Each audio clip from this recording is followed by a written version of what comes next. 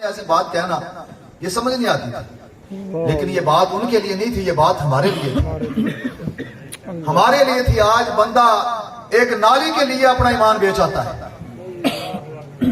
आज बंदा एक बिजली के खंभे के लिए ईमान का सौदा करने के लिए तैयार बैठा है।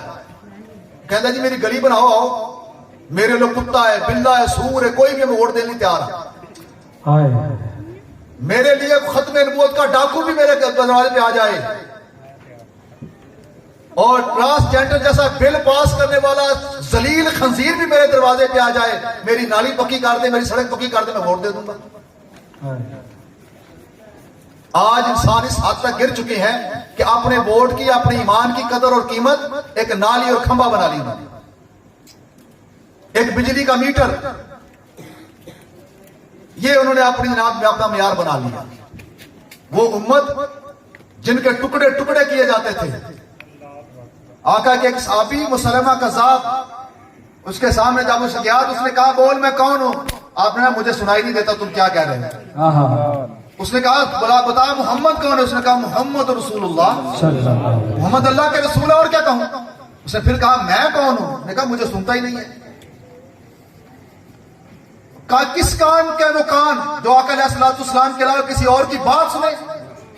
जब सरकार ने फरमा दिया खाना खातमुन नबीयीन, फिर किसी मरज़ई की बात सुनकर तुम मुतासर हो जाए, किसी बदबख्त की बात सुनकर तुम मुतासर हो जाए। किस काम के तेरे ये काम, किस काम की तेरी ये जुबान जो कलमा पढ़ने के बाद भी किसी और की तारीफ करती फिरे। अल्लाह ने तुझे जुबान कान सारा कुछ क्यों दिए।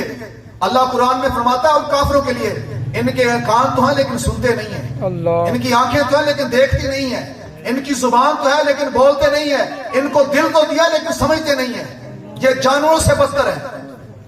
उलाइका कल अनाम बल हुम अदल। अल्लाह ने फरमाया ये चौपायों की तरह है, बल्कि उनसे भी बढ़ गए, क्योंकि चौपाए भी जानते कि मेरा नबी है, चौपाए भी जानते ये आखिरी नबी है। गधा भी जानता था कि ये आखिरी नबी है। गधा कहता या रसूल अल्लाह मैंने कभी सारी जिंदगी अपनी पुश्त पर यहूदी की मलकियत होकर खाता यहूदी का हूं, पीता यहूदी का हूं, लेकिन अपनी पुश्त पर कभी यहूदी को बैठने नहीं दिया मैंने।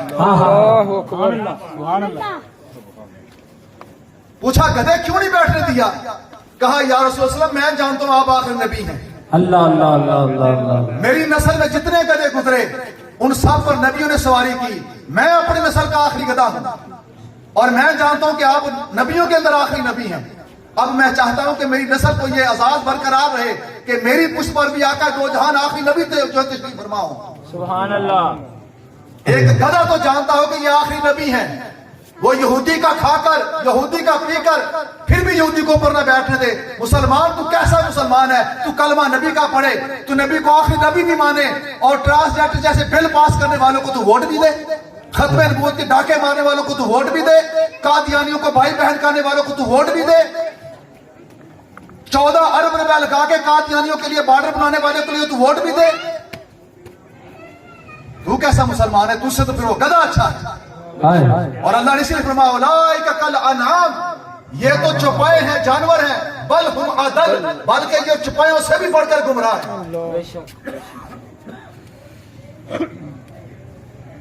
बातें तल्ख हैं लेकिन याद रखो दवाई कड़वी ही होती है और कड़वी दवाई का फायदा होता है। बात कड़वी है लेकिन जरा सोचना जाकर मैंने गलत नहीं कही। आज इस उम्मत के अंदर और कोई बीमारी नहीं है, इस उम्मत के अंदर बीमारी है गलियों की, मोहल्लों की, नौकरी की। बस जो नौकरी दे दे वो चाहे कुछ भी हो, वो मरज़ई हो, वो काफिर हो, कुछ भी हो, मुसलमान होकर कहते हैं मैं वीजा दो मरज़ई खा लो हमसे।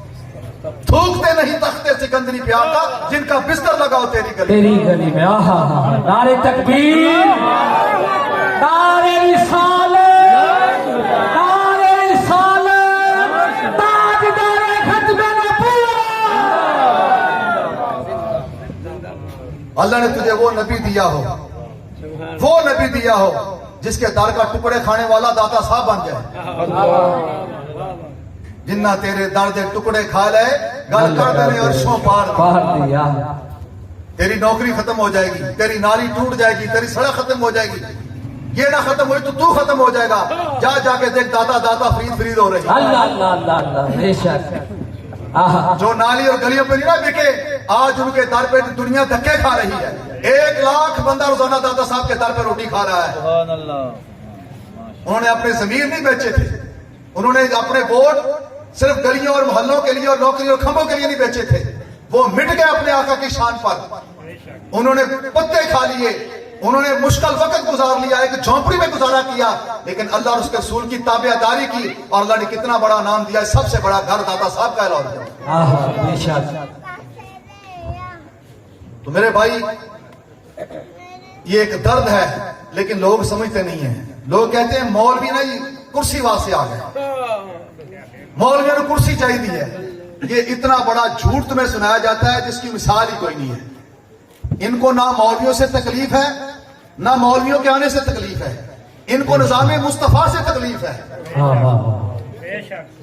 वगरना आओ मेरे पास में, अभी क्योंकि कई लोग रिकॉर्ड कर रहे होंगे ना जी, मैं तुम्हें कई आस्थाने बड़े बड़े बताता हूं जिनके बड़े बड़े बच्चे शुरू से सियासत करते आ रहे हैं।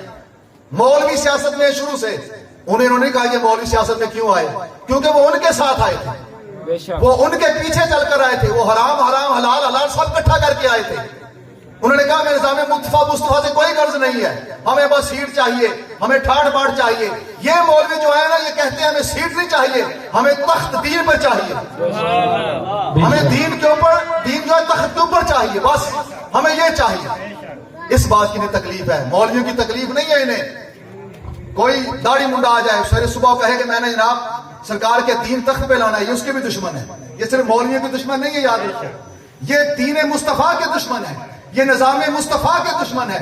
ये नहीं चाहते निजाम मुस्तफा आए, क्योंकि ये चंद अशरफिया, ये चाहते दौलत हमारे पास रहे, गरीबों के पास ना जाए। और इस्लाम कहता है दौलत हर बंदे के पास जाए।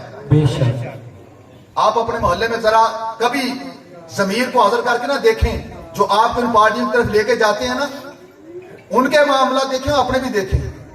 आपके बिजली के बिल पूरे नहीं हो रहे और उनके प्लाट बढ़ते जा रहे हैं। आपके मोहल्ले में 2-4 बंदे मैं आपको सुना सकता हूं, वो 10 साल पहले उनकी हालत क्या थी, आज उनकी वहां पर जनाब किले जमीन के हैं, वहां पर प्लाट है, वहां कोठियां हैं, वहां कोठियां हैं, उनकी बन गई, तुम्हारी क्यों नहीं बनी? वोट तो तुमने भी वही दिया जो उसने दिया है, इसलिए उसने उनकी गुलामी करीब होकर की, तुम्हारे वोट भी उधर ले गया।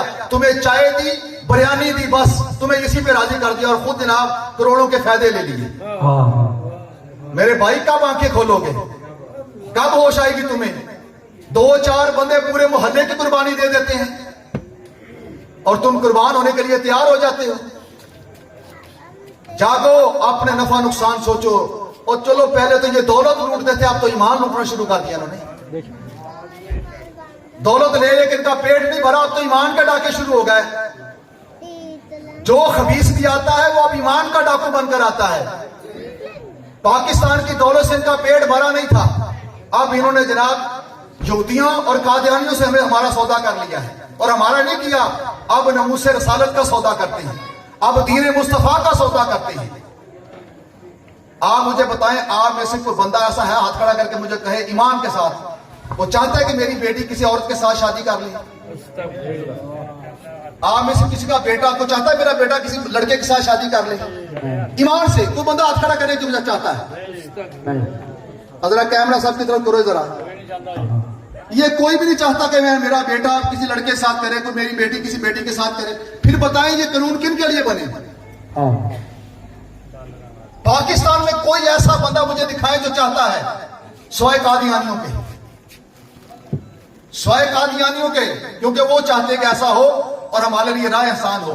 उनके लिए कानून बनाए जा रहे हैं जो 2% भी नहीं है, और 98% जिनके वोटों से ये अंदर जाते हैं, जिनके वोटों से ये सीटें मिलती हैं, उनके नजर में कोई औकात ही नहीं है। तुम्हारी और मेरी कोई हैसियत ही नहीं है। 98% लोग चाहते हैं, हम नहीं चाहते कि लूटी का मामला यहां बने, हम नहीं चाहते ऐसा कानून बने कि हम जिन्स परस्ती वाला हो। कोई चाहता हो तो मुझे माई का लाल हाथ खड़ा करके इस मजमे में बताए कि मैं चाहता हूं।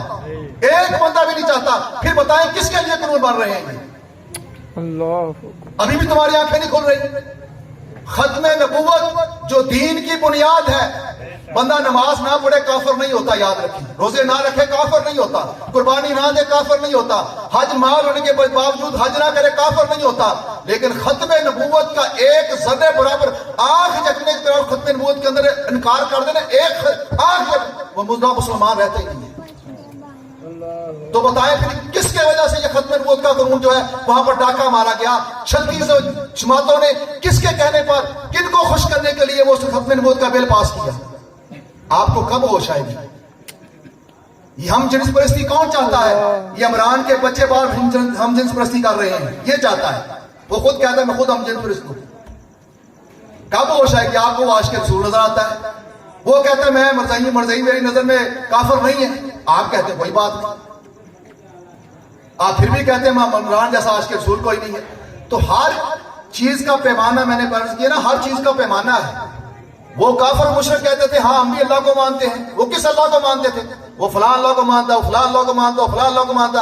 अल्लाह ने फरमाया मैंने झगड़ा ही खत्म कर दिया, मैं उसका अल्लाह बनूंगा जो कहेगा कुल हुवल्लाहु अहद। सुभान अल्लाह। क्या कहना, मैं उसका खुदा हूं जिसको मेरे मुस्तफा के जरिए जो मुझे मानेगा। हर दौर में पैमाना होता है मेरे भाई। आज हर कोई आशिक रसूल मानता है।